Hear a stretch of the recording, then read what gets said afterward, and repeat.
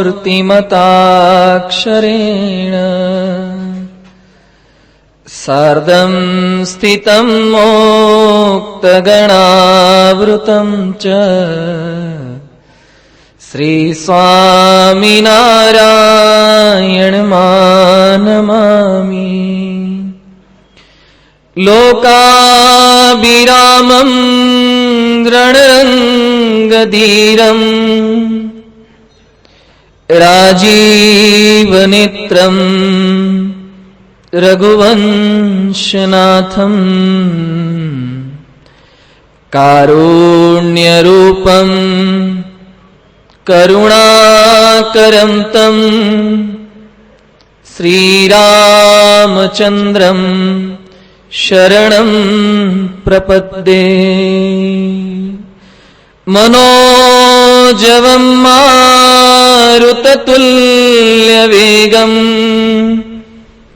जितेन्द्रियं बुद्धिमतां वरिष्ठम् वातात्मजं वानरयूथमुख्यम् श्रीरामदूतं शरणं प्रपद्ये। यत्पादरेणौ हरिकृष्णकाङ्क्षा यद्दुःखदाने हरिकृष्णभीति यद्दर्शने च हरिकृष्णवाञ्छा तदक्षरं श्री प्रमुखं नमामि तदक्षरं श्री प्रमुखं नमामि। सिया राम मैं सब जग जानी करऊ प्रणाम जोरी जुग पानी। सिया राम में सब जग जानी करऊ प्रणाम जोरी जुग पानी करऊ प्रणाम जोरी जुग पानी। श्री स्वामीनारायण भगवाननी जय। अक्षर पुरुषोत्तम महाराजनी जय। गुणातीतानंद स्वामी महाराजनी जय। सियावर रामचंद्र भगवाननी जय। पवन सुत हनुमाननी जय। भगत जी महाराजनी जय। शास्त्री जी महाराजनी जय। योगी जी महाराजनी जय। प्रगट गुरु हरि प्रमुख स्वामी महाराजनी जय। दिल्ली अक्षरधाम महोत्सवनी जय।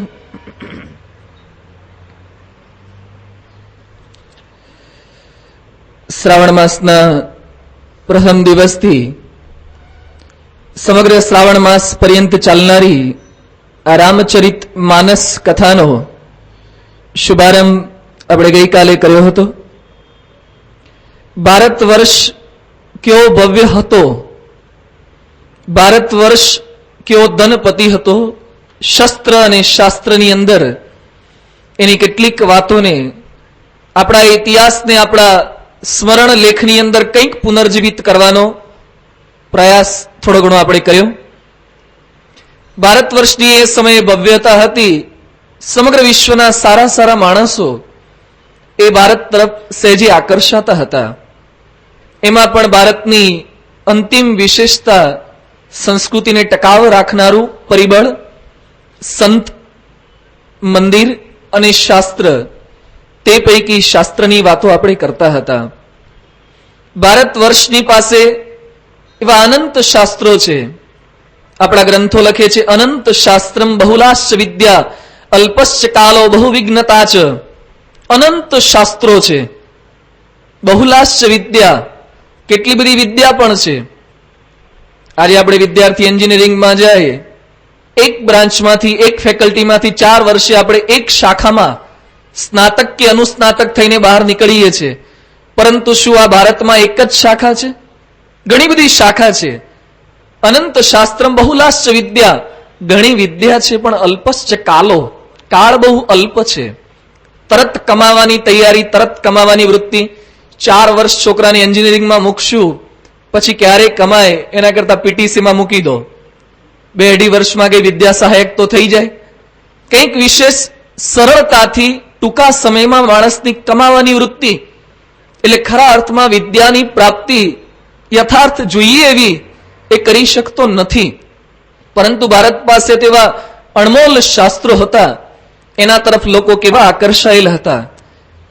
323ની સાલની અંદર સિકંદર આ ભારત ઉપર ચડાઈ કરવા માટે આવતા હતા.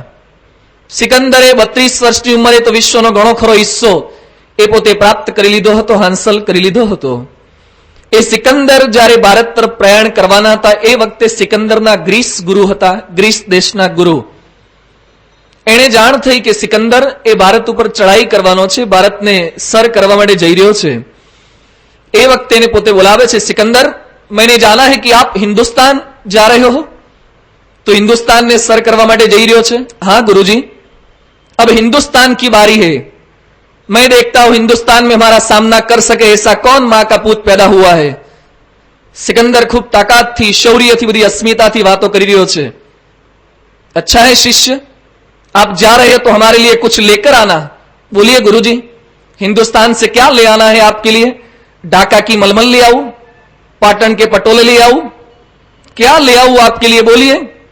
हिंदुस्तान में बहुत सारी चीजें मिलती है. ઘણું બધું ભારતનું વખણાતું હતું.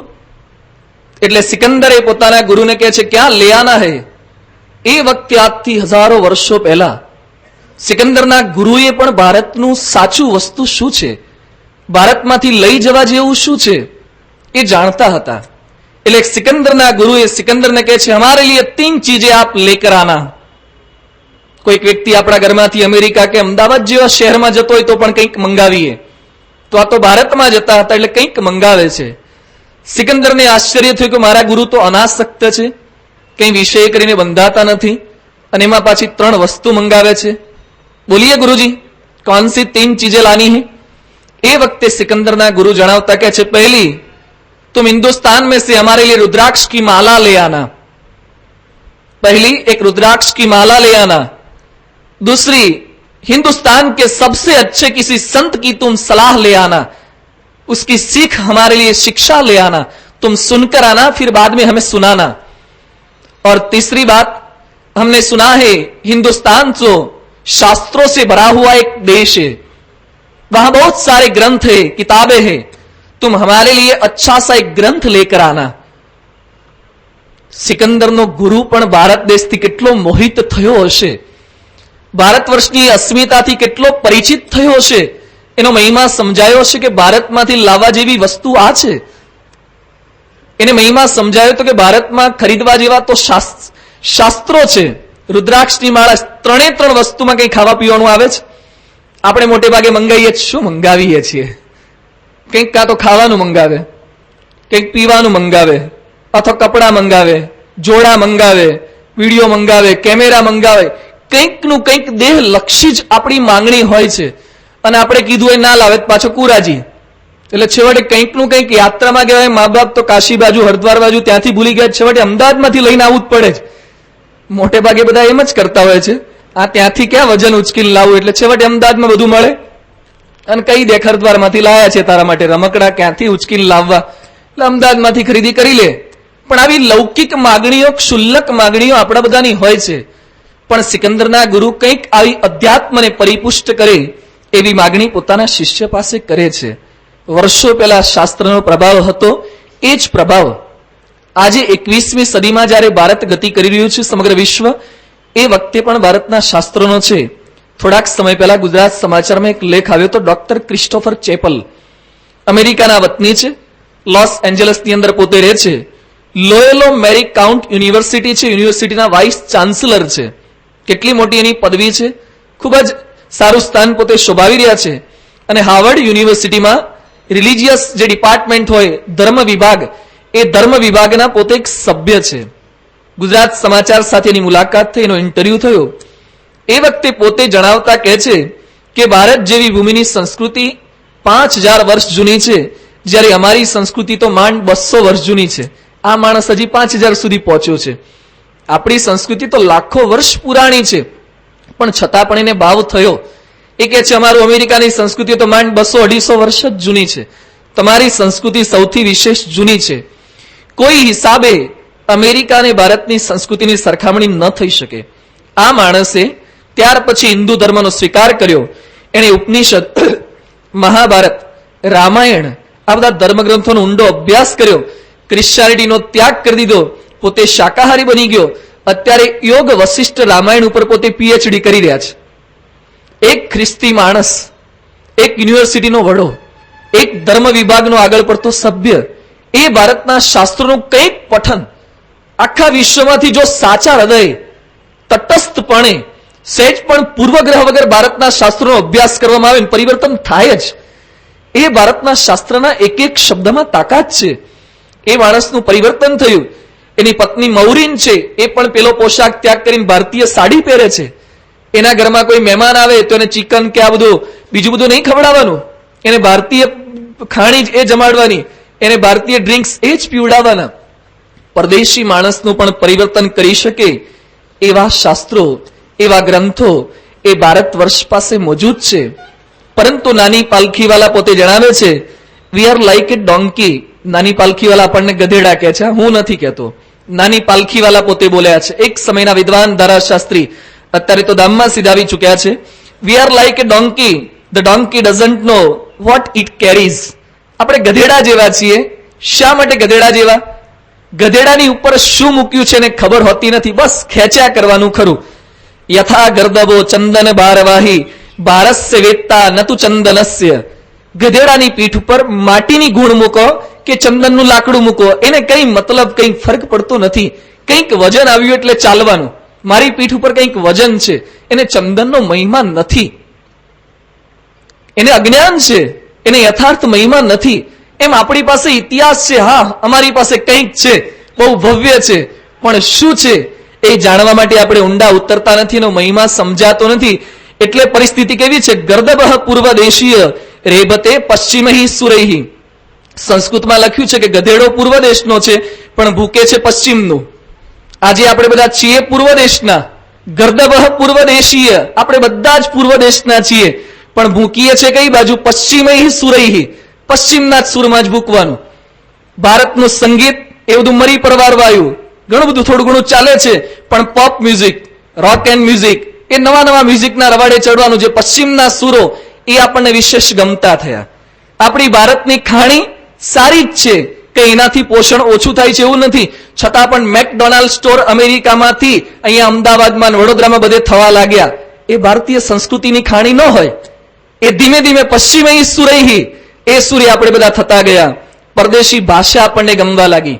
ગુજરાતી બોલે ને તો એને સાવ પેલો સામાન્ય ગણે. કોલેજમાં ઇંગ્લિશ બોલતો થાય એટલે એનો વટ પડે. ઇંગ્લિશનો નિષેધ નથી કરતા, પરંતુ ગુજરાતી માતૃભાષા એ બોલે એને સામાન્ય ગમાર ગણવામાં આવે. અને પરદેશી ભાષાનો સ્વીકાર થાય એ વિશેષ આપણા કરતા બુદ્ધિશાળી છે એવી માનીતા આપણા મનમાં દ્રઢ થઈ. ભાષા બદલાઈ, ભોજન થોડું ઘણું બદલાવા લાગ્યું. આજે ભૂષા બદલાઈ. કપડા, વર્ષોથી આ બધા કપડા પહેરતા હતા, ધોતિયું પહેરતા હતા, ઉપર ઉપવસ્ત્ર પહેરતા હતા, વાંધો નહીં, પેન્ટ સુધી પહોંચ્યા. પણ એમાં પણ હવે અમેરિકાનું આક્રમણ, કપડામાં પણ આક્રમણ. અમેરિકામાં લગાર વગર, ફિટિંગ વગરના. ફિટિંગ જેટલું ભારતના કપડામાં છે એવું ક્યાંય અમેરિકામાં ફિટિંગ નથી. એને કાં તો બંડી બહાર નીકળી ગઈ હોય, અથવા જર્સીનું ઠેકાણું ના હોય, એના કોલર અહીંયા જો એવું નહીં છે કે અહીંયા લબડતા હોય, કોઈ રીતનું કપડાનું ઠેકાણું જ ન હોય, જાત જાતના થીગડા મારેલા હોય. એ ફેશનો બધી અમેરિકાની ધીમે ધીમે ભારતમાં આવતી જાય. અને કોઈ આવા કપડા પહેરે ને એટલે પોતાની જાતને પરદેશી માનવા લાગે. અને એમાં કોક તમને કહેનારું મળી જાય ને કે આમ તમે લાગો છો આમ ફોરેનર જેવા, તો આખો દાડો કેફમાં જાય. હોય દેશી આતા બ્રાન્ડ મેક્સિકન જ હોય, પણ એને ખબર કોક પરદેશી કહી જાય ને આપણને કોક પરદેશી કે તમે પરદેશી જેવા લાગો છો, ફોરેનર જેવા, એ આપણને ગમે છે. અંદરથી આપણે બદલાતા જઈએ છીએ. અંદરથી આપણને ભારત કરતા બહારની સંસ્કૃતિનું આક્રમણ, બહારના ધર્મનું, બહારની ભાષા, ભૂષા અને ભોજનનું એ વિશેષ ગમવા લાગે છે. આટલા સુંદર શાસ્ત્રો છે, પણ એ શાસ્ત્રો વાંચવાનો આપણા કોની પાસે સમય છે? આટલો ખજાનો છે, ક્યારેય ખોદ્યું ખરું? પ્રયત્ન કર્યા વગર ક્યાંથી મળે? આરબ દેશ, એ લોકો સાવ ગરીબ હતા, ગધેડા ફેરવતા, ઊંટ ફેરવતા.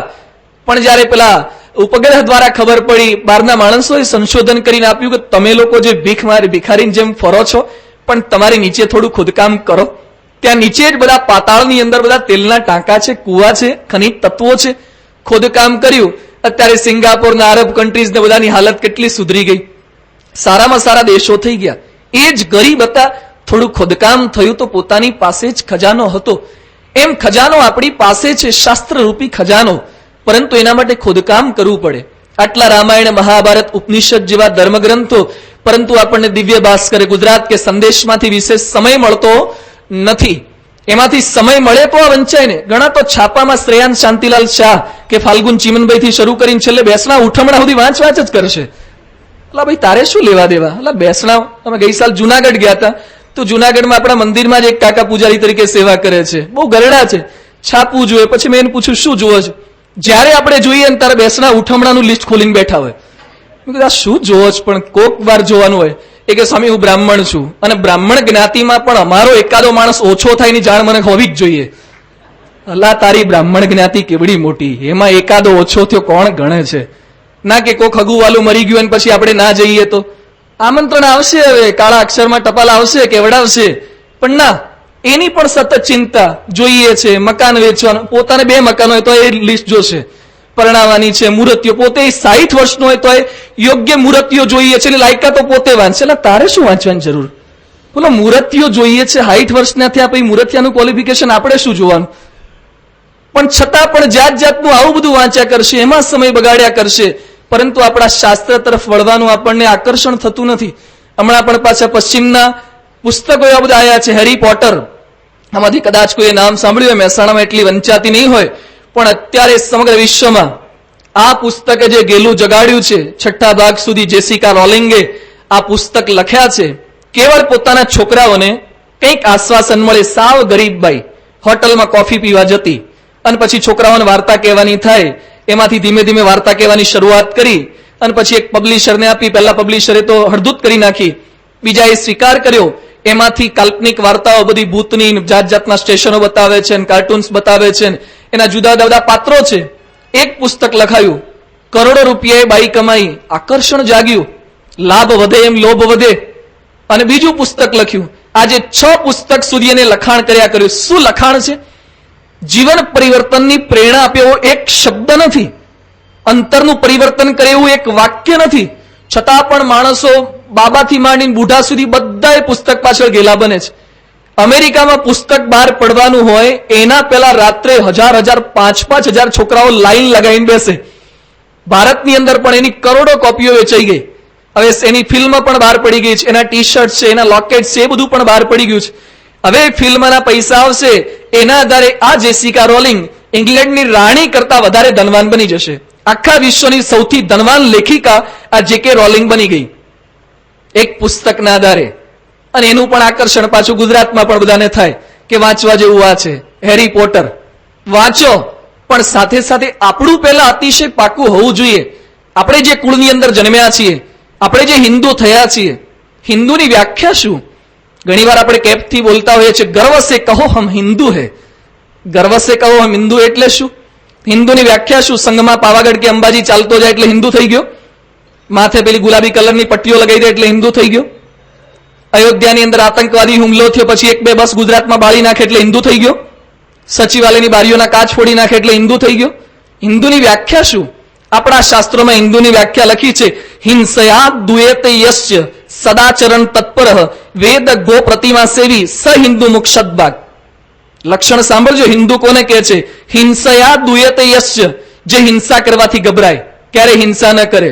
આ તો હાં સુધીમાં કિલો મચ્છર મારી નાખ્યા હોય, જાપ્યા જ કરતો હોય, મચ્છર માર્યા કરે, અથવા જાત જાતની બીજી નાની મોટી હિંસા કર્યા કરતો હોય, એ હિન્દુનું લક્ષણ નથી. સદાચરણ તત્પર, સદાચરણ હોય, એનું બધું આચરણ એ સદાચાર યુક્ત હોય, એ હિન્દુ છે. પછી આગળ કહે છે વેદ ગો પ્રતિમા સેવી, જે વેદનું સેવન કરતો હોય, જે ગાયનું સેવન કરતો હોય, કહેતા કે ગાયનો નિષેધ ન કરતો હોય, એમાં અહિંસામાં માનતો હોય અને પ્રતિમા, મૂર્તિ પૂજા, મંદિરે જતો હોય, એ હિન્દુનું લક્ષણ છે. એને હિન્દુ કહી શકાય, શબ્દ બાક એને હિન્દુ કહી શકાય, કહેવો જોઈએ. આજે આપણે અંતરદ્રષ્ટિ કરીએ કે ખાલી ફેસથી આપણે હિન્દુ કુળમાં જન્મે એટલે હિન્દુ થઈ ગયા, એમ નહીં.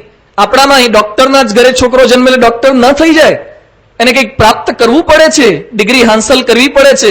એમ હિન્દુત્વના કંઈક લક્ષણ પ્રાપ્ત કરીએ તો હિન્દુત્વ એ આપણને શોભાડી શકે છે. એટલે હિન્દુત્વના લક્ષણમાં લખ્યું કે શાસ્ત્રનું સેવન કરતો હોય. એવા શાસ્ત્રનું સેવન આપણે 1 માસ પર્યંત કરવાના છે. બધાને તો રામાયણ વાંચવાનો સમય ન મળે, પણ એ આપણે સમૂહમાં એ રામાયણને કંઈક અંશે સમજવાનો થોડો ઘણો પ્રયત્ન કરીશું. પણ આપણા મનમાં કંઈક પ્રશ્ન ઉઠે કે સ્વામી, આજના આધુનિક જમાનામાં આજે પૈસા કમાવાના છે, આ શાસ્ત્ર બધું વાંચ્યા પછી લાભ શું? શાસ્ત્ર આપણને શું લાભ કરી આપે છે? તો એનો ઉત્તર આપતા શ્રી કૃષ્ણ ભગવાન ગીતાના 16મા અધ્યાયના 24મા શ્લોકની અંદર કહે છે, તસ્માત શાસ્ત્રમ પ્રમાણમ તે કાર્યે વ્યવસ્થિત. શાસ્ત્ર એ તમને માર્ગદર્શન રૂપ બનશે. શાસ્ત્ર એ તમને ડૂઝ એન્ડ ડોન્ટ્સ, આ કરાય ને આ ન કરાય, એનો સંદેશો એ શાસ્ત્ર આપશે. કેવળ લૌકિક વિદ્યા, કેવળ લૌકિક ડિગ્રીઓ એ આપણને જ્ઞાન આપી શકતી નથી. સત અને અસતનો વિવેક એ શાસ્ત્ર શીખવી શકે છે. જો કેવળ લૌકિક વિદ્યા જ શીખવી શકતી હોત તો ચંદ્રકાંત બક્ષીએ પોતાના પુસ્તકમાં ભારત આજ અને કાલમાં લખ્યું છે, 1947ની અંદર આ ભારતમાં 20 યુનિવર્સિટી હતી. 2003માં ભારતમાં 251 યુનિવર્સિટી થઈ. આજે 300 જેટલી થઈ ગઈ હશે. 20 માંથી 300 થઈ. 1947માં ભારતમાં 590 કોલેજ હતી. આજે 12,342 કોલેજ. 2003નો આંકડો છે, અત્યારે 15,000 સુધી કદાચ પહોંચ્યું હોય. 1947માં ભારતમાં 29 લાખ છાત્રો અભ્યાસ કરતા હતા. આજે ભારતમાં 90 લાખ છાત્રો એ કોલેજની અંદર અભ્યાસ કરી રહ્યા છે. માત્રા વધી, વિદ્યાર્થીઓ ભણતા વધારે થયા, શિક્ષણની માત્રા વધી, પણ શું સંસ્કારોની માત્રા વધી? કેવળ લૌકિક શિક્ષણ એ પૂરતું નથી. ભણતર વધ્યું, પણ પ્રશ્ન વધ્યા કે ઘટ્યા? પહેલા તો સામાન્ય ચોરી થતી હતી, આજે કરોડોના કૌભાંડ. પેલું કેફિન કૌભાંડ હોય, તહલકા કૌભાંડ હોય, બોફર્સ કૌભાંડ હોય, સ્ટેમ્પ પેપર કૌભાંડ. આ સ્ટેમ્પ પેપર કૌભાંડ કરનારી વ્યક્તિ કોણ હતી? તેલગીનું નામ આવે છે, ત્યાર પછી પેલાનું નામ આવે છે, ત્યાંનો પોલીસ કમિશનર શ્રીધર વગળે. શ્રીધર વગળે જેવો માણસ એ કોણ હતો? અમદાવાદની આઈઆઈએમ કોલેજમાંથી MBA થયેલો માણસ છે, IPS ઓફિસર છે શ્રીધર વગળે. ભણ્યો, પણ ભણતરનો ઉપયોગ ક્યાં કર્યો? આ ભણતર સત અને અસતનો વિવેક શીખવી શકતું નથી. કુલદીપ શર્મા જેવો માણસ બહુ બુદ્ધિશાળી લાગે, પણ છતાં પણ સદાચરણથી વેગળા થઈ શકાય છે. કેવળ આ લૌકિક શિક્ષણ એ આપણને સત અને અસતનો વિવેક શીખવી શકતું નથી. સ્કૂલોની અંદર બોગસ સર્ટિફિકેટ, હમણાં તો મોદી સરકારે પ્રયત્ન કર્યા છે, જાત જાતની બોગસ સ્કૂલોના ભોપાળા બહાર આવી રહ્યા છે. હોલી ચાઇલ્ડ સ્કૂલ અમદાવાદમાં ચાલતી હતી, થોડાક સમય પહેલા એનું કૌભાંડ બહાર પાડ્યું. છેલ્લા કેટલાય વર્ષોમાં 9 કરોડની ગ્રાન્ટ લીધી છે. બોગસ શિક્ષક બતાવવાના ખોટા ગ્રાન્ટ લેવાની 9 કરોડની ગ્રાન્ટ લીધી છે. BSc BEd શિક્ષક બતાવવાની હોય, PTC થયેલા સામાન્ય અભણને રાખી દીધા હોય. શિક્ષણ કરાવનારા, ભણાવનારા જ્યારે માર્ગભ્રષ્ટ થયા છે, તો સત અને અસતનો વિવેક કોણ શીખવશે? બોગસ યુનિવર્સિટી, વિદ્યા ભારતી યુનિવર્સિટીનું પણ પાછું અમદાવાદમાં પકડાયું છે. મોટી મોટી યુનિવર્સિટી પણ બોગસ. આટલી માત્રાની અંદર આ અસત્યના માર્ગે માણસો જઈ રહ્યા છે. એ વખતે આપણને ધર્મ તરફ દોરી જાય, સત્ય તરફ દોરી જાય એવું એકમાત્ર હોય તો શાસ્ત્ર છે. એ શાસ્ત્ર આપણને વિવેક શીખવે છે, સાચું શું છે અને ખોટું શું છે. આજે બાહ્ય શિક્ષણ આપણે લઈએ છીએ, પણ સાચું શિક્ષણ શું છે? The heart of the education is the education of the heart. શિક્ષણનું હૃદય શું છે? હૃદયને શિક્ષણ આપો એ. આજે આપણે મગજને શિક્ષણ આપીએ છીએ, પણ હૃદયને શિક્ષિત કરવાનું રહી જાય છે. એની આવશ્યકતા છે. ઇટાલીને જેને સ્વતંત્રતા અપાવી એ જોસેફ મેગ્ઝીની કરીને થઈ ગયા. ઇટાલીને જેને સ્વતંત્ર કર્યો એ જોસેફ મેગ્ઝીની ખૂબ સુંદર વાત કરી છે, બહુ વિચારવા જેવી વાત કરતા પોતે લખે છે, it is not the gun that fights but the hand behind it. આજે ઝઘડા થાય છે, યુદ્ધ થાય છે, બંદૂકો લડતી નથી, એની પાછળ હાથ લડે છે. ઘણા નહીં કે ભૂલથી વાગી ગયું, મારું નહોતું વાગી ગયું, એમ નથી. કંઈક થોડી ઘણી કંઈક દાનત હોય. બંદૂકો ક્યારે, તલવારો, ભાલા ક્યારે લડવા ઝઘડવા થતા નથી. એની પાછળ નાખનાર, મારનાર હાથ હોય છે. કહેતા કે બંદૂકને ચલાવનારો હાથ એ જવાબદાર છે. જોસેફ મેગ્ઝની એટલેથી અટકતા નથી. આગળ શું કહે છે? It is not only the hand that fights but the heart behind it. ખાલી હાથ પણ ઝઘડતા નથી, હૃદય ઝઘડે છે. આજે આપણે કોકને મારીએ છીએ, ખાલી હાથ મારવા જતો નથી, એની પહેલા હૃદયમાં એના પ્રત્યે કંઈક દ્વેષની ભાવના, કંઈક વેરભાવ જાગૃત થાય છે, એટલે મારવાનું મન થાય છે. તો શિક્ષણ આપવાની જરૂરિયાત કોને છે? દુરાચાર, ભ્રષ્ટાચાર, હિંસાનું ઉદ્ગમ બિંદુ એ હૃદય છે, એની કેળવણી કરવાની છે. એ કેળવણી ભારતીય શાસ્ત્રો કરી શકે એવા છે. આઈન્સ્ટાઈને પોતે વાત કરી છે, આપણે ભારતવાસીઓના ઋણી છીએ કે જેમણે આપણને ગણતરી કરતા શીખવ્યું. ભારતવાસીઓએ ગણતરી કરતા શીખવ્યું. જો ગણતરી કરતા ન શીખ્યું હોત તો કોઈ પણ વૈજ્ઞાનિક શોધ શક્ય નથી. આઈન્સ્ટાઈનના શબ્દો છે. પણ ભારતે શું ખાલી સામાન્ય લૌકિક ગણતરી શીખવી છે? ના, ભારતે આર્ટ ઓફ લિવિંગ, જીવન જીવવાની કળા એ શીખવી છે. ભારતે સમગ્ર વિશ્વને જીવનનું ગણિત શીખવ્યું. એ રામાયણ, મહાભારત, વેદ, ઉપનિષદ જેવા ધર્મગ્રંથોના આધારે જીવનનું ગણિત શીખવી શકે એવો ધર્મગ્રંથ છે રામચરિત માનસ. જીવન જીવતા આપણને શીખવાડે, કંઈક વિશેષ આપણામાં કંઈક પરિવર્તન કરી શકે એવો આ ધર્મગ્રંથ છે. પરંતુ એ સાંભળતા પહેલા કંઈક પાત્રતા આપણામાં હોવી જોઈએ. આપ બધા સવારે આટલા વહેલા આવો છો, બધા પાત્ર તો છો જ, સુપાત્ર તો આપણે છીએ જ, પરંતુ જ્ઞાનને પચાવવા માટે કેટલાક લક્ષણો આપણામાં હોવા જોઈએ. જેમ MBBS ની કોલેજ હોય, ડોક્ટર ભણાવનાર હોય, એમાં આર્ટ્સની ફેકલ્ટીનો છોકરો જઈને બેસી જાય ન ચાલે. એને બહાર સાયન્સ તો કરેલું હોવું જોઈએ. એને 85-90% હોય તો MBBS ની કોલેજમાં બેસવા માટે લાયક છે. ત્યાં ટકા લાવવા એ તો જુદી વસ્તુ છે. એના માટે પાછો વિશેષ પુરુષાર્થ કે પ્રયત્ન જોઈએ. એ શાખાનું કંઈક સાંભળવા માટે પણ કંઈક લાયકાત, એની ક્ષમતા એ જોઈએ છે. એમ આપણે કંઈક સાંભળવા માટે ભેગા થયા છીએ. તો આપણા શાસ્ત્રોમાં લખ્યું છે, વિવેકી નરને એમ વિચારીને જોવું, કુપાત્રને દાન દેવું તે બીજ ખારમાં બહુ. કુપાત્રને દાન ન દેવું. તુલસીદાસ આજે રામચરિત માનસનું દાન દેવાના છે. કુપાત્રમાં ન રેડાઈ જાય. આપણે બધા પાત્ર જ છીએ, પણ કંઈક અંશે આપણામાં કંઈક એવા દુર્ગુણ હોય, કંઈક એવી ક્ષતિ રહી જતી હોય, એ ક્ષતિ દૂર કરવી પડે. ભગવાન સ્વામિનારાયણ શિક્ષાપત્રીની અંદર પણ લખે છે, યુક્તાય સંપદા દૈવ્યા દાતવ્યેમ તો પત્રિકા આસુરિયા સંપદા અડ્યાય પુંસે દેયા ન કરહિચિત. ભગવાન સ્વામિનારાયણ માટે કહેવાય છે સર્વ જીવ હિતાવહ. છતાં પણ ભગવાન સ્વામિનારાયણ શિક્ષાપત્રીમાં કેમ આવું લખ્યું કે આસુરી સંપત્તિ વાળાને ન આપીને કેવળ દૈવી વાળાને આપી? એમના માટે બધા સરખા છે. એમના માટે સરખા જ છે. કોઈ જીવનો નિષેધ નથી. કોઈ જીવનું અહિત એ ક્યારેય કલ્પી પણ ન શકે. પણ પાત્રતા તો દાન આપતા પહેલા એ અવશ્ય જોવી પડે, નહીં તો દાનનો કોઈ અર્થ રહેતો નથી. એ પાત્રતા શું હોઈ શકે એ જણાવતા કૃષ્ણ ભગવાન ગીતાની અંદર 18મા અધ્યાયના 67મા શ્લોકમાં જ્ઞાન સંપાદન કરવાની પ્રાપ્તતા જણાવતા લખે છે, ઇદમ તેના તપસ્કાય ના ભક્તાય કદાચન ના ચા શુશ્રૂષવે વાચ્યમ ન ચ મામ યોભ્યસૂયતિ. ભગવાન કહે છે તમે બધા જ્ઞાન સંપાદન કરવા આવ્યા છો. 1 માસ સુધી આ રામાયણની કથા, રામચરિત માનસની કથા સાંભળવાના છીએ. કંઈક જ્ઞાનને, કંઈક એવા ઊંઝણને એ આપણે મનની અંદર ઉતારવાના છીએ. પણ પ્રથમ પાત્રતા શું હોવી જોઈએ? ન ઇદમ અતપસ્કાય. આ જ્ઞાનની વાતો તપરહિત માણસને ક્યારે આપવી નહીં. ભગવાન કહે છે, કૃષ્ણ ભગવાન કહે છે, જે માણસ તપથી રહિત હોય, તપ ન કરતો, એને આ વાત સંભળાવી નહીં.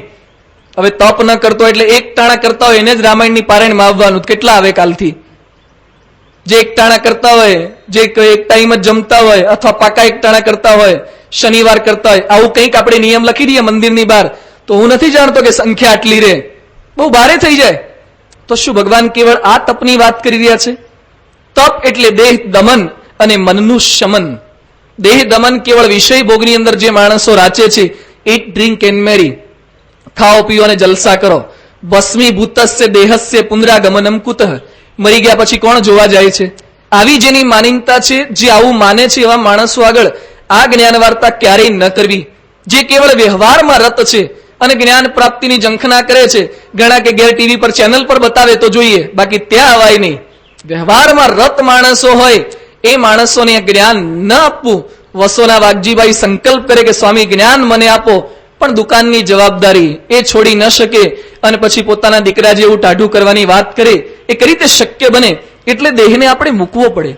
એક સામાન્ય આપણે વાળ કપાવા હોય, દાંત સાફ કરાવવા હોય, પેટમાંથી પથરી કઢાવી હોય, શરીરમાંથી મેલ કાઢવો હોય, અથવા મળની શુદ્ધિ કરવી હોય, તો પણ એક જગ્યાએ બેસવું પડે છે ને, કંઈક સમય ફાળવવો પડે છે ને.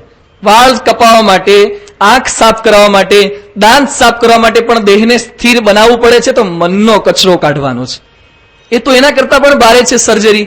એના કરતા પણ ઇન્ટેન્સિવ કેર યુનિટમાં બધાને મહિનામાં દાખલ કરવાના છે, જાહેરની અંદર જ. પણ એના માટે કંઈક સ્થિરતા, એ દેહનું દમન એ આપણે કરવું પડે. કેવો કેવો સંકલ્પ હોઈ શકે આદર્શ ભક્તનો જ્ઞાન પ્રાપ્તિ માટે? ઇહાસને શુષ્યતુ મે શરીરમ ત્વગસ્તિ માંસમ પ્રલયમ ચ યાતુ અપ્રાપ્ય બોધમ બહુકલ્પ દુર્લભમ નૈવાસનાત કાયમ ઇદમ ચલિષ્યતિ. મારે જે થવું હોય થાય, ગમે તેવી તકલીફ પડે, સભામાં જઈએ પંખા હેઠે જગ્યા મળે કે ના મળે, દેહનું દમન નહીં હોય નહીં ફાવે. હા, પંખા નીચે જગ્યા નહીં મળે એમ થશે કે પંખા પહેલા આવી જાય છે, આપણે કંઈક એવું સેટિંગ કરીએ. ખુરશી ન મળે તો પ્રશ્ન પાછો. આયા છીએ જ્ઞાન પ્રાપ્તિ માટે, પણ એક ખુરશી ન મળે, ગાદી ન મળે, આગળ જગ્યા ન મળે તો પ્રશ્ન થઈ જાય. એ જ્ઞાન પ્રાપ્તિની લાયકાત જ નથી. દેહની સુખ સગવડના વિચાર સાથે જ્ઞાન પ્રાપ્ત કરવા આવે છે, એ વ્યક્તિ જ્ઞાન પામી જ ન શકે. એને પંખા નીચે બેસાડો, એનું નામ બોલો તો થોડું ઘણું સાંભળશે ને આનંદમાં રહેશે. પણ જેને જ્ઞાન પ્રાપ્ત કરવું છે, ભગતજી મહારાજને જ્ઞાન પ્રાપ્ત કરવું હતું, એમને વિમુખ કર્યા, અમદાવાદની અંદર બહાર કાઢી મૂક્યા. ગુણાતીતાનંદ સ્વામી જતા હોય તો મંદિરના દરવાજાની બહાર બેઠા હોય, થોડી ઘણી કઈ કથા સંભળાય, કથા સાંભળે.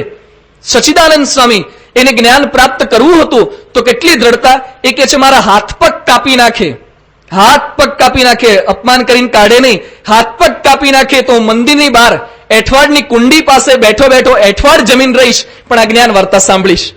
આવી તત્પરતા હોય તો એક માસનું કંઈક અંદર ઉતરે, જ્ઞાન ઠરે. કંઈક આવી તત્પરતા, કંઈક અગવડ મળે ને જતા રહેવું, એના માટે જ્ઞાન વાર્તા કૃષ્ણ ભગવાન કહે છે નથી. દેહનું દમન કંઈક જોઈએ. ગણોદના અભેસી કથા સાંભળવા માટે બેસતા, સોનાનો તોડો પહેરતા, દરબાર હતા, સુખી સંપન્ન હતા, સોનાનો તોડો પહેરતા, કલાક 2 કલાક સુધી એક આસનમાં બેસે. ઘણી વાર કેવું થતું, સોનાનો તોડો એ પગ ઉપર પગની આંટી ચડાવ્યો તો કાપો પડી જાય, લોહી જામી જાય, છતાં પણ પગ ન હલાવે. આ સ્થિતિ, દેહનું દમન.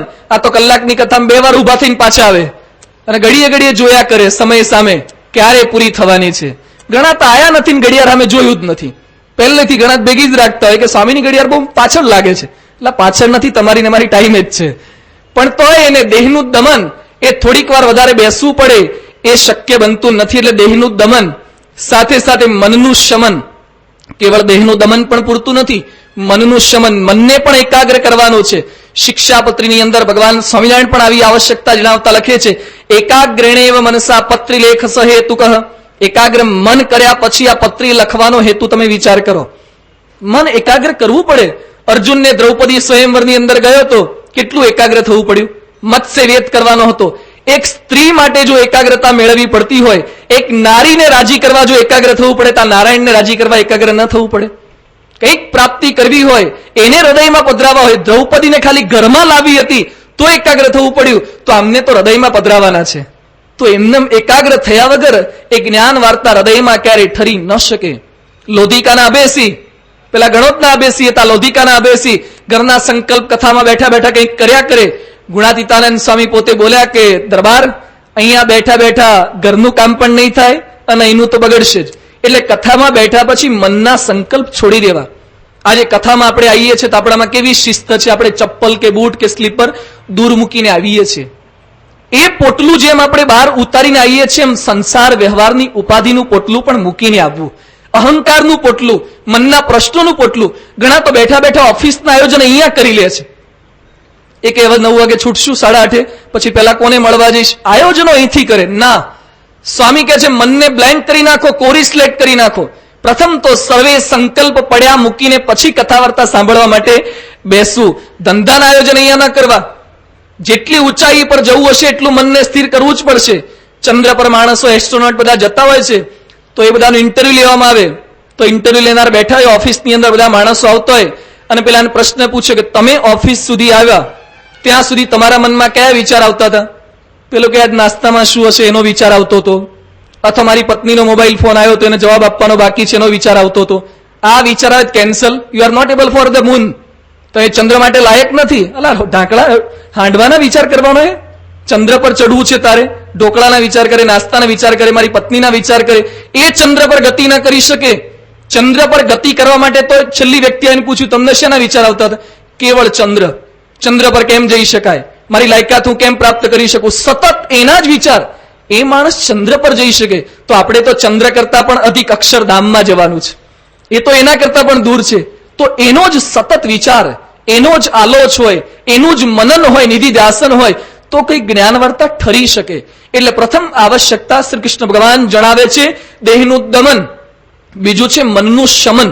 ઘણા કથામાં છોકરાઓને લઈને બેઠા હોય, છોકરાને રમાડ્યા કરે, બરાબર છે, છોકરાઓને જુદા બેહાડીએ છીએ, અને ખાસ રાખવું હોય છોકરાને રમાડવામાં જ આખી કથામાંથી કશું સાંભળે નહીં. છોકરાને રમવું ન હોય તો બાજુમાં બેઠો હોય, ઘણી વાર તો અમે જોઈએ છે છોકરો બિચારો દૂર જઈને બેહે તો એના દાદાને છોકરા વગર ફાવે નહીં, ખેંચીને પાછો ખોળામાં બેહાડે. એટલે એને મૂકો ને, ઘેર જઈને આખો 24 કલાક રમાડ્યા જ કરજો. પણ અહીંયા છોકરાને રમાડવામાંથી ઊંચા આવતા નથી, કથામાં બેઠા છીએ એટલે છોકરાને એ રમકડાને હાલ બાજુ પર મૂકવા તો કંઈક પરિવર્તન આપણું થઈ શકે, દેહનું દમન અને મનનું શમન. પછી કૃષ્ણ ભગવાન બીજી આવશ્યકતા જણાવતા કે છે ન ઇદમ અભક્તાય, જે અભક્ત હોય એને પણ આ વસ્તુ ન આપવી, એને પણ આ જ્ઞાન વાર્તા પચશે નહીં, ઠરશે નહીં, કંઈ પરિવર્તન ન કરાવી શકે. એટલે અભક્ત એટલે આપણે બધા ભક્ત તો છીએ જ, સ્વામિનારાયણના સત્સંગી છીએ, ઘણા બધા કોઈ અન્ય સંપ્રદાયમાં માનનારા હશે. અભક્ત એટલે શું? તો પેલા ભક્ત એટલે શું? તો ભક્ત એટલે શું એ સમજતા પેલા ભક્તિ એટલે શું? જેનામાં ભક્તિ હોય એ ભક્ત કહેવાય. પણ ભક્તિ એટલે શું? સ્વામિનારાયણ ભગવાન વ્યાખ્યા જણાવતા કહે છે સ્નેહો ભક્તિશ્ચ માધવે, ભગવાનમાં અતિશય સ્નેહ હોય એ ભક્તિ છે. રામાયણમાં તુલસીદાસ એ ભક્તિનું લક્ષણ જણાવતા લખે છે મમ ગુણ ગાવત પુલક શરીરા ગદ ગદ ગીરા નયન બહનીરા. મમ ગુણ ગાવત પુલક શરીરા ગદ ગદ ગીરા નયન બહનીરા. ભક્તિનું લક્ષણ મારું ગુણ ગાતા, જેની આંખમાંથી આંસુ વહે, જેનું હૈયું ગદગદ થાય, અત્યંત આનંદિત બની જાય એ ભક્તિનું લક્ષણ છે. કથા શ્રવણ કરતા, કથાનું કહેતા એ માણસ અત્યંત આનંદિત થઈ જાય. ઘણીવાર કથા સાંભળવાયા હોય પણ ભક્તિ ન પણ એવું બને. ઘણાને પૂછે રામાયણની પારાયણમાં જાઓ છો? હા કે જઈએ છીએ ટુ કિલ ધ ટાઈમ, સમય પસાર કરવા. એટલે સમય પસાર કરવા આવીએ છીએ આપણે, આ કે અહીંયા બેઠી છે હવે જઈ આવીએ. ભક્તિ રહિત થઈને આવ્યા હોય તો કંઈક લાભ ન થઈ શકે.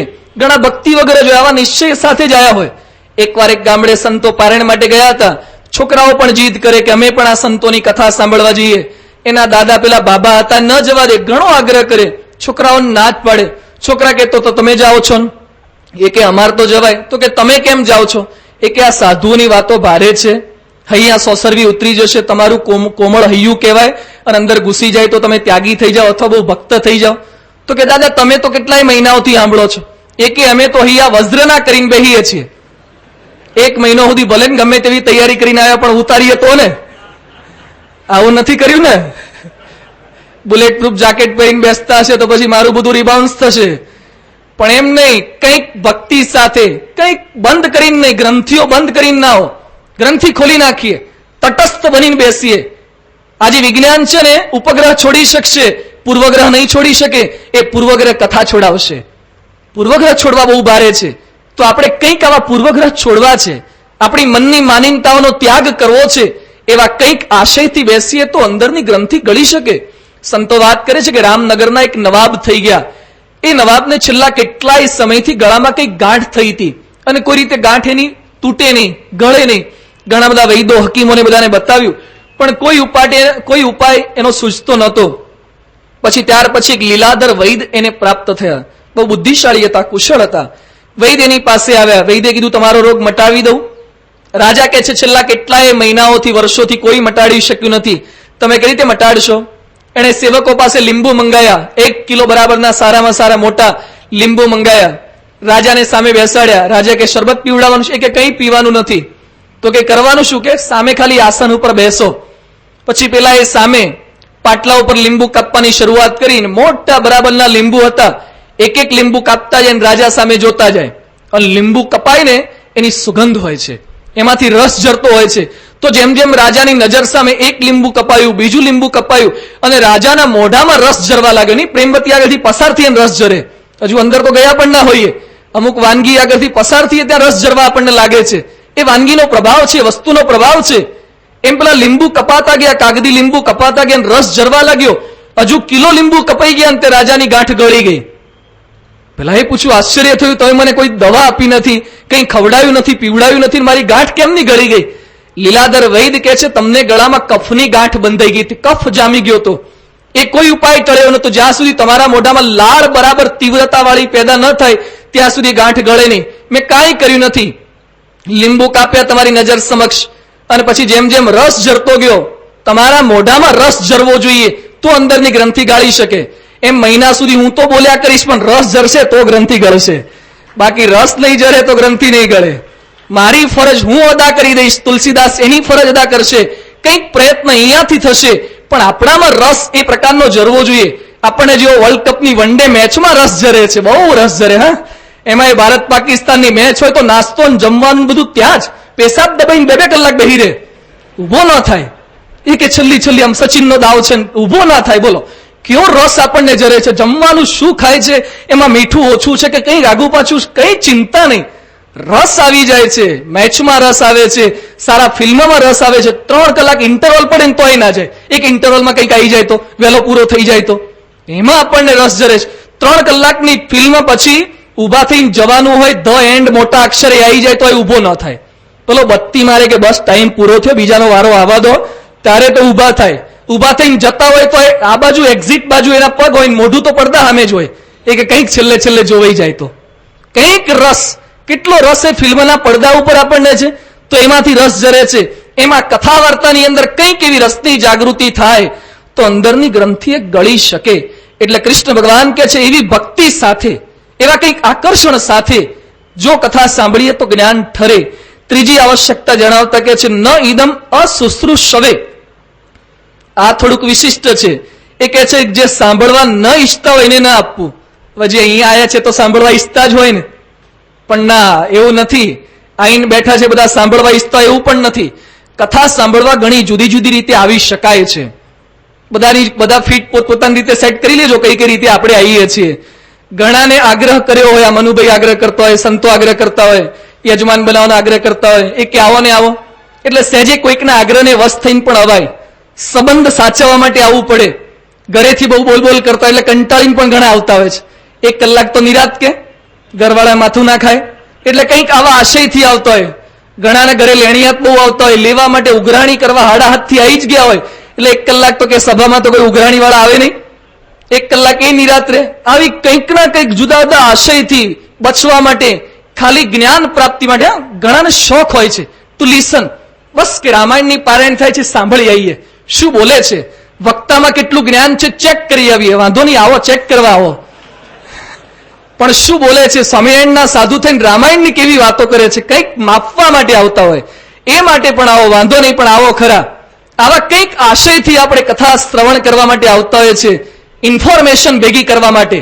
બસ કે રામાયણમાં કંઈક થોડા ઘણા પ્રસંગો આવશે, સાંભળી લઈએ, એવી ઇન્ફોર્મેશન તો આ ગ્રંથમાં છે જ. આપણે ખાલી લાઇબ્રેરી બનવા નથી આવું. હા, આપણા કરતા વધારે જ્ઞાન તો લાઇબ્રેરીના કબાટોમાં પડ્યું જ છે, પણ એકાદો શબ્દ પણ અંદર ઉતરે, પરિવર્તન થાય, એવા શ્રવણના આશયથી આવીએ. નહીં તો જો સાંભળવાનો આશય નહીં હોય તો આયા ભેગા ઊંઘ ઝોલા.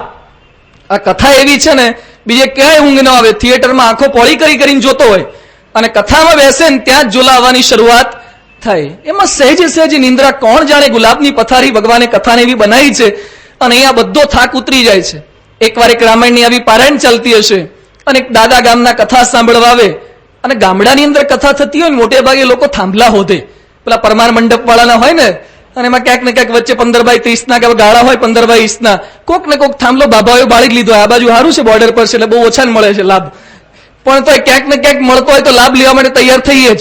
એટલે બાબાને પેલો થાંભલો મળે ને બરાબર બેસી જાય, 2-5 મિનિટ જાગ્યા હોય અને પછી તો ઝોલે ચડે. અમુક તો ઝોલે ચડે, અમુક વાર તો નસકોરા સુધીના દાખલા બને છે. કથામાં નસકોરા બોલવા લાગતા હોય. પેલા બાબા તો કથા સાંભળવા બેસે ને સુઈ જાય. એની સાથે છોકરાને લઈને આવતા, નાનો એમનો પૌત્ર હતો, એ દાદાની આંગળી પકડીને આવે. કથાકાર જોવે કે દાદા આટલા સારા છે, આટલું ચાલીને આવે છે વરસતા વરસાદમાં, પણ કથામાં આવીને તરત સુઈ જાય છે. એટલે એને સહાનુભૂતિ થઈ, પણ દાદાને તો કહેવાય નહીં. એટલે છોકરાને કથા પછી બોલાયો. એ કે આ કોણ છે? કે મારા દાદા છે. એ કે શું કરવા આવે છે? એ કે કથા સાંભળો.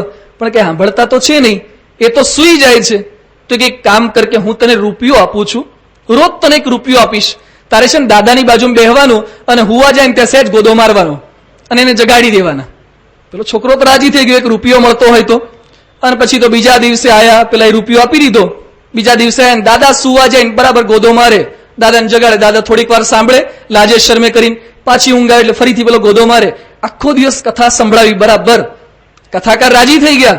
ફરીથી પાછો છેલ્લે છૂટતી વખતે રૂપિયો આપ્યો. બીજા દિવસે કથામાં બેઠા ને તો દાદા ઝોલે ચડ્યા, પણ છોકરો જગાડે નહીં. છોકરાએ કઈ જગાડ્યું જ નહીં એટલે પેલા દાદાને સુવા જ દીધા. અને છેવટે છોકરો આવ્યો, ભાઈ કથાકારે પૂછ્યું તને રૂપિયો આપ્યો છતાં તે દાદાને કેમ જગાડ્યા નહીં? એ કે દાદાએ 2 રૂપિયા આપ્યા હતા. એ કે કથા મુઠાડતો નહીં, 2 રૂપિયા આપીશ. આવા કોઈ પૈસા આપીને બેઠા નથી ને ખુરશીઓમાં કોઈ. કંઈક આવું કંઈક સુવા માટે જ આવતા હોય ઘણા. આવું એટલે સાંભળવાની ઈચ્છા જ નહીં. એકાદો શબ્દ રહી જાય. ટીવીમાં કેવા તત્પર બનીએ છે, ફિલ્મમાં પહેલેથી આવીને ગોઠવી જાય. હજુ તો વાર હોય તો પહેલેથી કે એકાદું દ્રશ્ય જવું ન જોઈએ. આજે તો આપણે અડધી કથા પૂરી થઈ જાય કે છેલ્લે પ્રસાદ ટાઈમે જ પહોંચી જવું. પણ ના, જેને ઈશક હોય સમય આવે, એક શબ્દ ન જવા દે. જેમ આપણે મેચમાં નથી જવા દેતા, જેમ ફિલ્મમાં નથી જવા દેતા, એમ કથાનો એક શબ્દ ન ચાલ્યો જાય. યોગી બાપા કહે છે શબ્દ અધ્ધર ઝીલતા શીખવું, એક શબ્દ ન જવા દે. એટલે શ્રવણની આવી ઈચ્છા. બાકી ઘણી વાર આપણે પારાયણમાં બેઠા હોય પણ શબ્દને પરાયણ ન થયા હોય. મુંબઈમાં સંતો પારાયણ કરતા હતા, આવો શ્રાવણ માસ હોય અને પછી પારાયણમાં 10:30 જેવો સમય થયો. સંતોએ પૂર્ણાવતી કરી, ગુણાતીતમ ગુરુમ પ્રાપ્ય શ્રી હરિમ સાક્ષરમ. પૂર્ણાવતી કરી ત્યાં સામે પેલા બેઠા હોય છે કે સ્વામી કથા કરો ને હજી. સંતોને એમ કે કથા સારી લાગી હશે. ફરીથી 5-10 મિનિટ ચલાવ્યું અને ફરીથી પૂર્ણાવતી કરવા ગયા કે સ્વામી હજી કરો ને. આપણે તો મેટર આજે કઈ સારું બોલ્યા લાગીએ છે, આ લોકોને રસ પડ્યો લાગે છે. ફરીથી પાછી કરાવડાવી. 2-3 વાર આવું વન્સ મોર કર્યા કરે. સંતોએ પૂછ્યું કોઈ વાર નહીં, આજે જ કેમ આગ્રહ કરો છો? અત્યારે મોડું થયું છે, તમારે બધાને જવાનું છે. એ કે સ્વામી બહાર આમાંય વરસાદ ચાલે છે અને કઈ નીકળે એવું છે નહીં. તમારે હાંકી રાખો, વરસાદ બંધ થશે એટલે તમને પૂછવાય નહીં રહીએ. બેઠા હતા પારાયણમાં પણ શબ્દને પરાયણ નહોતા થયા. જિંદગી સુધી આવી અનંત પારાયણો સાંભળ્યા કરીએ પણ શબ્દને પરાયણ ન થઈએ ત્યાં સુધી કોઈ પરિવર્તન ન થાય. જિંદગી સુધી અનેક મેળાઓમાં જઈ આવે પણ જ્યાં સુધી ઘરમાં પત્ની સાથે, છોકરાની વહુ સાથે, છોકરા સાથે મેળ ન જમાવે તો બહારના મેળા એ હૃદયના મેળ સિવાય કોઈ કામ લાગતા નથી. બહારના મેળામાં જઈ શકાય, બહારની પારાયણોમાં જઈ શકાય, પણ શબ્દને પરાયણ ન થયા હોઈએ ત્યાં સુધી કોઈ જ લાભ, કોઈ જ પરિવર્તન એ આ કથા કરી શકતી નથી. એટલે શબ્દને પરાયણ થવું આવ્યા ત્યારથી જ ક્યારે પૂરી થવાની છે એની ચિંતા એ આપ ન કરો, એ વક્તા કરશે સમય પૂરો થશે ત્યારે. એટલે શબ્દને પરાયણ, શબ્દ સાંભળવા માટે. અને છેલ્લી લાયકાત જણાવતા કૃષ્ણ ભગવાન કહે છે ન યહ મામ અભ્ય સૂયતી. જે મારામાં દોષ દ્રષ્ટિ રાખતો હોય, ભગવાનમાં દોષ પરટતો હોય, ભગવાનના સત શાસ્ત્રની અંદર, ચરિત્રની અંદર દોષ દ્રષ્ટિ રાખતો હોય, એને પણ આ કથા ન કહેવી. ઘણા રામાયણની કથા, રામચરિત માનસની કથા સાંભળવા બેઠા હોય પણ એમાં પણ દોષ દ્રષ્ટિ. કેટલાક રામાયણને કાવ્ય માને છે. કાવ્ય એટલે કલ્પના ચિત્ર ખાલી. રામાયણ એ સાચી હકીકત. ભારતમાં અમુક માણસો, કેટલાક આવા માણસો છે કે રામાયણ એક ઘટના બની નથી, આ તો તુલસીદાસે અને વાલ્મીકીજીએ ખાલી લખાણ કર્યું છે, આવી માનીનતા હોય. એ શાસ્ત્રમાં, ભગવાનમાં આપણે દોષ પરઠ્યો કહેવાય. આ બની ગયેલી ઘટના છે. કેટલાક એને ઇલિયડ સાથે સરખાવે છે. પશ્ચિમ જગતના 2 મહાકાવ્યો છે, ઇલિયડ અને ઓડેસી. ઇલિયડ સાથે તો ઇલિયડની અંદર શું આવે છે? રાણી હેલન, એના માટે પણ રાજાએ ટ્રોઝન નામનું યુદ્ધ કર્યું. તો કે છે જેમ ઇલિયડ કાવ્યમાં રાણી હેલન માટે રાજાએ ટ્રોઝન નામનું યુદ્ધ કર્યું, એમ રામાયણમાં રામે સીતા માટે આખું યુદ્ધ કર્યું. એમ અમારું ઇલિયડ ને તમારું આ રામાયણ એ બંને સરખું જ છે. પણ ઇલિયડ કાવ્યમાં સંતો જોવે છે તેમાં શું આવે છે? પેલી હેલન રાણી તો પેલા સામેવાળા સાથે સામેથી ભાગી ગઈ હતી, અમારી સીતા ભાગી નથી અને પેલો ઉપાડીને ગયો છે. પેલી રાણી તો ભાગી ગઈ હતી સામેથી પરપુરુષ સાથે. અને ઇલિયડ તો થોડાક વર્ષો પહેલા બન્યું. આ તો 21 લાખ વર્ષ પહેલા બનેલી ઘટના છે. એને શબ્દ દેહ આપ્યો છે. એટલે આવું મનમાં શંકા હોય, ગ્રંથ વિશે શંકા, ઘણીવાર રામ વિશે શંકા હોય એ કે રામ આમ સારા પણ સીતાને મોકલી દીધા ને એટલું સારું નથી કર્યું. હજી ઘણાના મનમાં હશે એ કે સીતાનો ત્યાગ કેમ કર્યો? જવાબ આપીશું, હજી આવવા દો લાઈનમાં. એ જ્યારે જ્યારે આવશે ત્યારે એનું સમાધાન પણ મળશે. ઘણા એવા આશયથી જ કે જોઈએ સ્વામી સમાધાન શું આપે છે. એ કે રામને મોકલ્યા કેમ? ઘણી વાર જયારે પારાયણ પૂરી કરીએ ને ઘણા પ્રશ્ન પૂછે, સ્વામી બીજું બધું રામનું બરાબર પણ સીતાનો વાંક શું? એને આવું થોડું કાઢી મુકાય? તો આપણે એને કહીએ છીએ કે તમને એવું લાગે છે ના કાઢવા જોઈએ? હા કે બરાબર છે, ના જ કાઢવા જોઈએ. તો તમારે તમારા ઘરવાળા ક્યાંક આગા પાછા થયા તેને ન કાઢવા, આટલું કરવું, આટલું શીખવું. કદાચ રામ જેવું ન કરી શકે, રામના જીવનમાં આટલું જ શીખે કે રામે ભૂલ કરી એવી મારે કરવી નથી. રામને શું કરવા દોષારોપણ કરો છો? બની ગઈ, જો બીત ગઈ સો બાત ગઈ. એકવાર બની ગઈ ઘટના છે, તમે કંઈક એમાંથી શીખી લો કે મારે આવું નથી કરવું. પણ છતાં પણ રામના ચરિત્રમાં કંઈક શંકા કુશંકા થયા કરે તો ડગમગે દિલ જા લગી નવ બ્રહ્મ પ્રકાશે રે. દિલ જ્યાં સુધી ડગમગ થયા કરે ત્યાં સુધી બ્રહ્મ પ્રકાશ થતો નથી, અંદરથી આત્માનો પ્રકાશ થતો નથી. કાર્યણીના 12મા વચનાવતમાં ભગવાન સ્વામિનારાયણ એટલે લખે છે, વિશ્વાસ રાખીને પ્રીતિએ સહિત આ ભગવદ વાર્તા સાંભળવી તો ખરી, પણ વિશ્વાસ રાખીને આગળ પ્રીતિની વાત કરી, એવી ક્ષમતા સાથે એવી તૈયારી સાથે સાંભળીએ તો પરિવર્તન થાય. આજે પ્રમુખ સ્વામી મહારાજ સતત કથા સાંભળે છે. આજે આદર્શ શ્રોતા જેને કહી શકાય, આપણે તો કલાક સાંભળીએ, શ્રાવણમાં કલાક સાંભળીએ, રોજ કેટલું સાંભળતા આવીશું. પ્રમુખ સ્વામી જમવાના 3 સમય એ સતત કથા સાંભળે છે. અડધો કલાકનું કે 20 મિનિટનું ભોજન હોય, કંઈકનું કંઈક વાંચન, ગ્રંથનું પઠન તેઓની સમક્ષ થતું જ હોય છે. એક આદર્શ શ્રોતા છે, પણ ખાલી સાંભળે છે એટલું નહીં, વિશ્વાસ અને પ્રીતિએ સહિત સાંભળે છે. એક પણ શબ્દ જતો નથી કરતા, એક પણ શબ્દ બોલવામાં કોઈકની ભૂલ થઈ હોય તો પકડી પાડે છે. એ તો એકાગ્રતાથી શ્રવણ કરે છે, પણ સાથી પૂર્ણ શ્રદ્ધા સાથે. 2002માં કે હિંમતનગર જન્મજયંતિ હતી, એ વખતે ગુજરાતમાં ઇલેક્શન હતું, આ વિધાનસભાની ચૂંટણી હતી. તો ગુજરાતના ઇલેક્શનના કમિશનર ગુજરાત ખાતેના ગુરુ શરણસિંહ હતા. એ અમદાવાદમાં પ્રમુખ સ્વામી મહારાજને મળવા આવ્યા. એણે પ્રમુખ સ્વામી મહારાજ આગળ વંદન કર્યા, પ્રણામ કર્યા, અને પછી સ્વામીજીને ખૂબ સુંદર એક પ્રશ્ન પૂછે છે. એણે કીધું, સ્વામીજી, ભગવાન સ્વામિનારાયણના સંપ્રદાય વિશે મેં ઘણું બધું જાણ્યું છે, ખૂબ સુંદર આચાર સંહિતા તેઓએ આપી છે, શિક્ષાપત્રી નામે ખૂબ સુંદર ગ્રંથ આપ્યો છે 212 શ્લોકનો. પણ આ ગ્રંથ તો 200 વર્ષ પહેલા લખાયો છે. તો આજે હું આપને એ પ્રશ્ન પૂછું છું કે આજના જમાના પ્રમાણે, આધુનિક વાતાવરણ પ્રમાણે, આજના શોધ અને સંશોધન પ્રમાણે, સમાજના નવા પ્રશ્નોના આધારે આ ગ્રંથમાં 2 શ્લોક નવા ઉમેરવાના હોય તો તમે કયા ઉમેરો? તમે 2 શ્લોક, કંઈક નવું મેટર અંદર ઉમેરવાનું થાય, તમે શું ઉમેરો? આવું આપણને પૂછ્યું હોય તો ઘણા તેમ જ લાગે કે શિક્ષાપત્રી એક્સપાયર્ડ થઈ ગઈ, બદલવા જેવી જ લાગે છે. ત્યાં સુધી પહોંચી જાય એટલે સુધી આપણને લાગે પ્રમુખ સ્વામીના મુખમાંથી શું જવાબ હતો, શું પ્રત્યુત્તર હતો? સ્વામીજી બોલ્યા, સાહેબ, તમે તમારા ઇલેક્શનમાં ખૂબ આગળ પડતા, બરાબર, તમે બુદ્ધિશાળી ખરા, પણ ભગવાન સ્વામિનારાયણ તો તમારા કરતા પણ બુદ્ધિશાળી હતા. 200 વર્ષ પહેલા શું, આ શિક્ષાપતિને લાખ વર્ષ થશે પણ એક પણ શ્લોક ઉમેરવાની અંદર જરૂર નથી. એ બધું લખી ગયા છે. આજે ઘણીવાર કોર્સ બદલવાના વિચાર સરકારના CBSE ના બદલશે, પાઠ બદલશે, એ લૌકિક શિક્ષણમાં બદલવું પડે. લાખો વર્ષ વીતી જાય છતાં મહાભારત, રામાયણ, શિક્ષાપત્રી, વચનાવૃતમાં એક શબ્દ શું, એક અક્ષરનો ફેરફાર કરવાની જરૂરિયાત નથી. બધું લખાઈ ગયું છે. ગમે તેવો યુગ બદલાય, ગમે તેવા નવા પ્રશ્નો આવે, કયા પ્રશ્નનું સમાધાન શિક્ષાપત્રીમાં નથી? કયા આધ્યાત્મિક પ્રશ્નનું સમાધાન વચનાવૃતમાં નથી? કયા કુટુંબના પ્રશ્નનું સમાધાન રામાયણમાં નથી? કયા સંઘર્ષનું સમાધાન મહાભારતમાં નથી? વેદ ઉપનિષદમાં કઈ આત્મજ્ઞાન પરમાત્મા જ્ઞાનની વાતો એ અણસાજતી છે? બધું જ અંદર આવેલું છે. તો કંઈક આવી પૂર્ણ શ્રદ્ધા સાથે સાંભળીએ, કઈ ઉમેરવાની જરૂરિયાત નથી. ઉમેરવાનું અહીંયા છે, આપણા મનમાં ફેરફાર કરવાનો છે, કંઈક પરિવર્તન અહીંયા કરવાનું છે. એટલે અહીંયા કૃષ્ણ ભગવાન કહે છે કે ચરિત્રમાં સંશય ન કરવો. એ ચરિત્રનું લેખન જે કર્યું હોય એમાં કઈ સંશય ન કરે તો કંઈક પ્રાપ્ત થઈ શકે. તો રામાયણ એવો ધર્મગ્રંથ ખૂબ સુંદર છે, પણ સાથે આપણી આટલી તૈયારી, દેહ દમન, મન શમન, સાંભળવા માટે જ આવ્યા છીએ.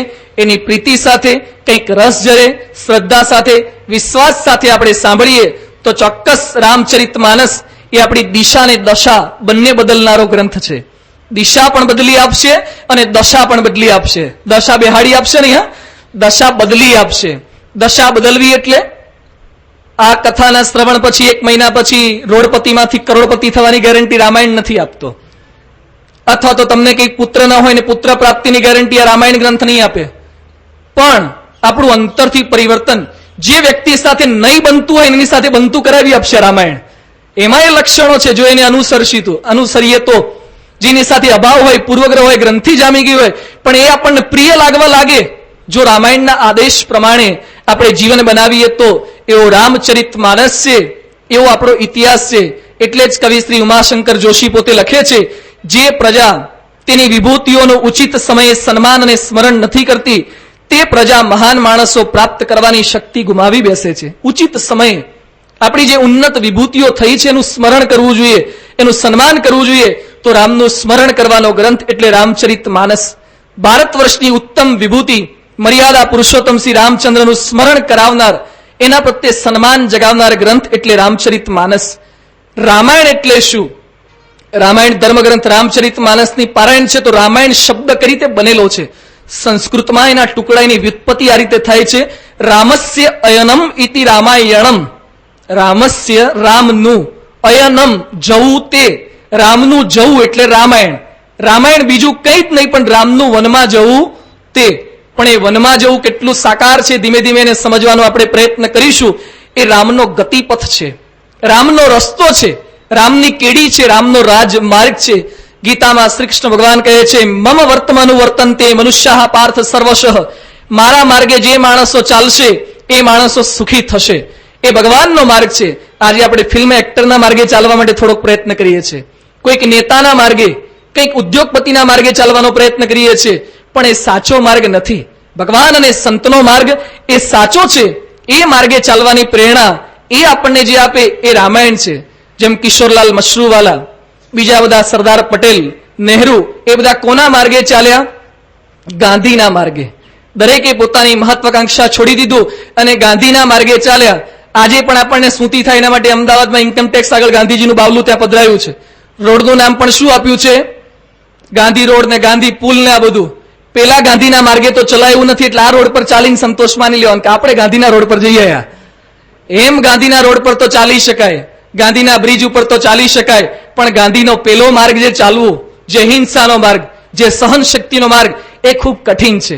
રામના મંદિરે જતા હોય તો શું કહેવાય કે રામના રસ્તે જઈએ છે, રામ સુધી જઈએ છે. એ તો સરળ છે, પણ રામ જે રસ્તે ચાલ્યા છે, રામ જેવા ગુણો સાથે રાખીને ચાલ્યા છે, રામ જેવી સહન શક્તિ રાખીને ચાલ્યા છે, એ રામના ગતિપથે આપણને ચાલવાની પ્રેરણા આપે એવો આ રામાયણ છે. ભારત વર્ષમાં બે અવતારો, અનેક અવતારી પુરુષ ભગવાન સ્વામિનારાયણ, રામ અને કૃષ્ણ એ અવતાર છે. કૃષ્ણ ભગવાન એ સુધાકર છે, ચંદ્રવંશમાં જન્મેલી વિભૂતિ. એ રાત્રે 12 વાગે જન્મ્યા છે એટલે એને સુધાકર કહે છે. રામ ભગવાન એ બપોરે 12 વાગે જન્મ્યા છે સૂર્યવંશની અંદર, એટલે રામ પ્રભાકર છે. એક પ્રભાકર છે, એક સુધાકર છે. જ્યાં સુધી સૂર્ય અને ચંદ્ર રહેશે ત્યાં સુધી રામ અને કૃષ્ણનું સ્મરણ એ ભારત વર્ષના પ્રત્યેક નાગરિકના મનમાં એ સતત રહ્યા કરશે. દિવસ દરમિયાનની ઘણી ખરી ક્રિયામાં એ પારાયણ સાંભળે કે ના સાંભળે, છતાં પણ લોક જીવનમાં રામ એ રટાઈ ગયા છે. કોઈક સામા મળે તો જય રામજી કી ઘણા એકબીજાને કહેતા હોય છે, જય સિયારામ કે. બે ભાઈમાં કંઈક સારો સંપ જોવા મળે તો લોકો શું કહે છે કે રામ લખનની જોડી જેવા છે. સેજે સેજે રામ નામ આવી જાય છે. કોઈ અપ્રિય ઘટના બને ત્યારે લોકો બોલે છે જેવી રામની મરજી, જેવી રામની ઈચ્છા. સેજે સેજે રામ આવી જાય, કંઈક આગુ પાછું અકસ્માત થઈ જાય, કોઈક મરી જાય ત્યારે શું બોલે છે? રામ રમી ગયા, રામ એના રમી ગયા. એ બાબતે પણ રામ આવી જાય. સ્મશાન યાત્રામાં પેલો આખી જિંદગી ભલે ન બોલ્યો હોય તો ચાર પેલા જે ઉપાડનાર હોય શું બોલે છે? રામ બોલો ભાઈ રામ. છેવટે રામ નામ સત્ય. માણસ જન્મે ત્યારથી મૃત્યુ સુધી એ બોલે કે ના બોલે પણ સતત વાતાવરણમાં એ રામ નામ ગુંજતું રહે છે. એટલે ગાંધીજીની સમાધિ ઉપર પણ શું લખ્યું છે? હે રામ.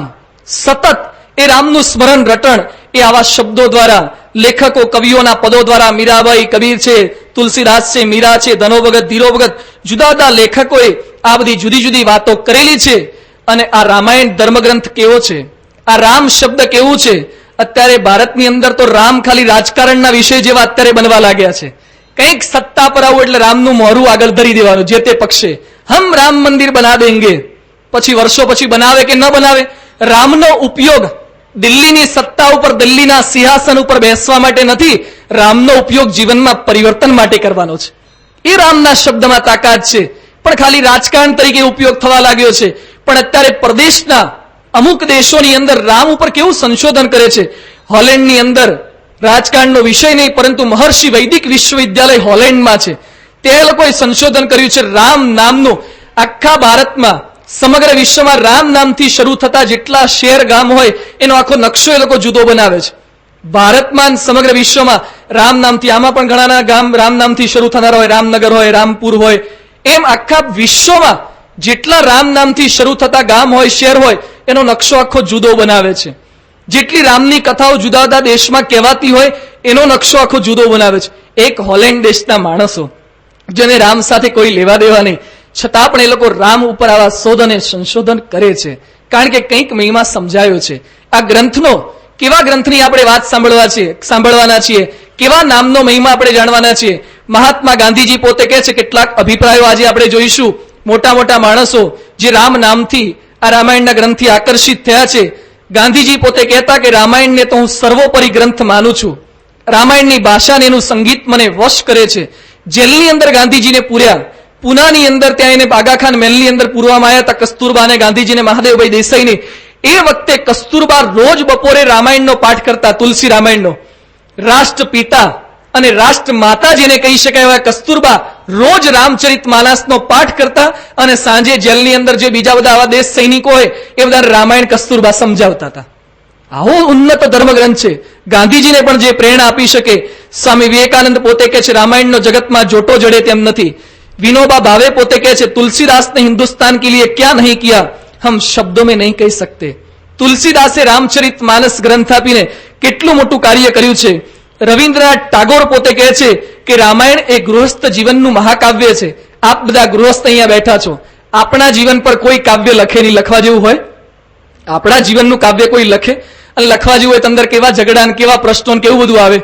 પણ આ રામના કુટુંબનું કાવ્ય છે, રામના ગૃહસ્થ જીવનનું એક કાવ્ય છે. એની અંદર અન્યના કુટુંબના પ્રશ્નોના પણ સમાધાન આવી જાય એવું આ મહાકાવ્ય છે. બંકિમચંદ્ર ચટ્ટોપાધ્યાય ખૂબ સુંદર વાત કરે છે. વંદે માતરમ જેણે રચ્યું છે પોતે કહે છે કે લખતા વાંચતા આવડે તે જ શિક્ષિત. શબ્દો પર ધ્યાન આપજો, ખૂબ સુંદર વાત કરે છે. લખતા વાંચતા આવડે તે જ શિક્ષિત અને ન આવડે તે અશિક્ષિત એવું જરા પણ સમજતા નહીં. આપણે શિક્ષિત કોને ગણીએ? જેને છાપવું કે કંઈક વાંચતા આવડે શિક્ષિત, અને ન આવડે અભણ છે, અશિક્ષિત છે.